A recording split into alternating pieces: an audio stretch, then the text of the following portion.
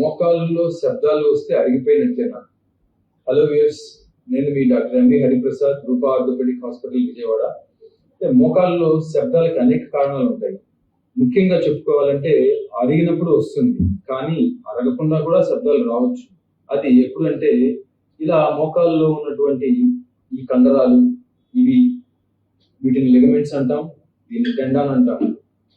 ఇవి డ్యామేజ్ అయినా, అలాగే ఎప్పుడైనా సరే ఈ కండరం దీనిపైన ఉన్నటువంటి వేరే రకమైనటువంటి కండరంతో రాపిడి జరిగినప్పుడు కూడా సౌండ్స్ రావచ్చు, శబ్దాలు రావచ్చు.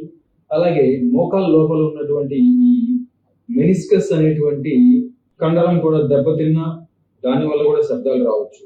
అందువలన శబ్దాలు వచ్చినట్లయితే అరుగుదల అని అనుకోకుండా వెంటనే వైద్యుని సంప్రదించి దానికి సరైనటువంటి వైద్యం చేయించుకోండి.